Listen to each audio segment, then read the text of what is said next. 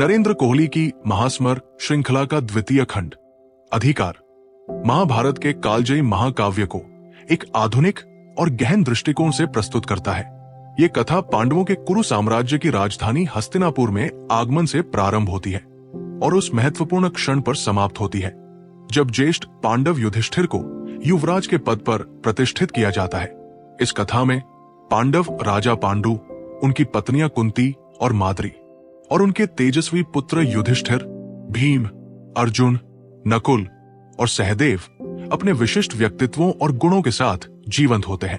दूसरी ओर कौरव, धृतराष्ट्र, गांधारी, दुर्योधन, दुशासन, दुशाला और शकुनी अपने परस्पर विरोधी उद्देश्यों और महत्वाकांक्षाओं के साथ चित्रित किए गए हैं। इन पात्रों के माध्यम से कोहली मानवीय स्वभाव की जटिलताओं, शक्ति के संघर्ष और नैतिक दुविधाओं को कुशलतापूर्वक उजागर करते हैं। राजकुमारों के सर्वांगीण विकास के लिए परशुराम के प्रख्यात शिष्य ब्राह्मण द्रोणाचार्य हस्तिनापुर में प्रवेश करते हैं। उनकी शिक्षा केवल शस्त्र विद्या तक सीमित नहीं है, बल्कि वे राजकुमारों को नैतिक मूल्यों, कर्तव्यनिष्ठा और न्याय के सिद्धांतों का भी ज्ञान देते हैं। एक घटना जिसमें वे राजकुमारों को कुएं में गिरे हुए को निकालना सिखाते हैं, उनकी व्यावहारिक ज्ञान और समस्या समाधान कौशल को दर्शाती है। राजकुमारों के दादा भीष्म द्रोणाचार्य की क्षमताओं को पहचानते हुए उन्हें राजकुमारों को शिक्षित करने की जिम्मेदारी सौंपते हैं। कुरुओं के पुरोहित और द्रोणाचार्य के बहनोई कृपाचार्य भी इस शिक्षा प्रक्रिया में महत्वपूर्ण भूमिका निभाते हैं। द्रोणाचार्य के पुत्र अश्वत्थामा भी राजकुमारों के साथ शिक्षा प्राप्त करते हैं, जिससे उनके बीच एक अनूठा संबंध स्थापित होता है। अर्जुन धनुर्विद्या में असाधारण समर्पण दिखाते हैं, जबकि युधिष्ठिर भाला चलाने में और भीम और दुर्योधन गदा युद्ध में निपुण होते हैं। ये प्रशिक्षण न केवल उनकी शारीरिक क्षमताओं को विकसित करता है, बल्कि उनके चरित्र को भी आकार देता है। शिक्षा पूर्ण होने पर द्रोणाचार्य अपनी गुरु दक्षिणा के रूप में राजा द्रुपद को बंदी बनाकर लाने की मांग करते हैं। ये मांग राजकुमारों को एक जटिल नैतिक दुविधा में डाल देती है।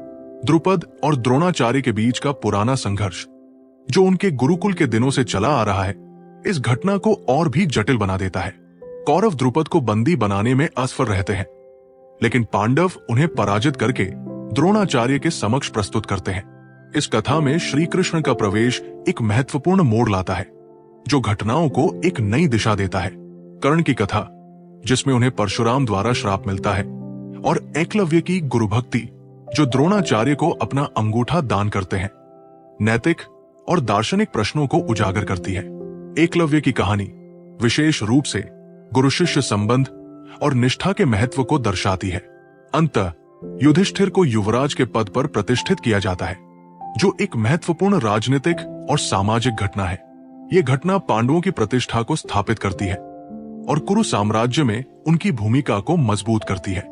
नरेंद्र कोहली की लेखन शैली पश्चिमी शैली के प्रश्नोत्तर और तर्क को भारतीय संस्कृति और दर्शन के साथ मिश्रित करती है।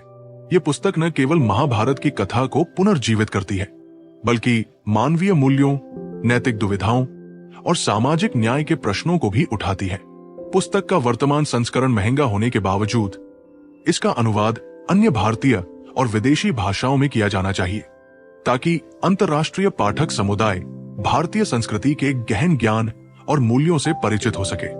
यह पुस्तक सभी के लिए एक अनिवार्य पाठ है, क्योंकि ये हमें हमारे इतिहास, संस्कृति और नैतिक मूल्यों के प्रति जागरूक करती है।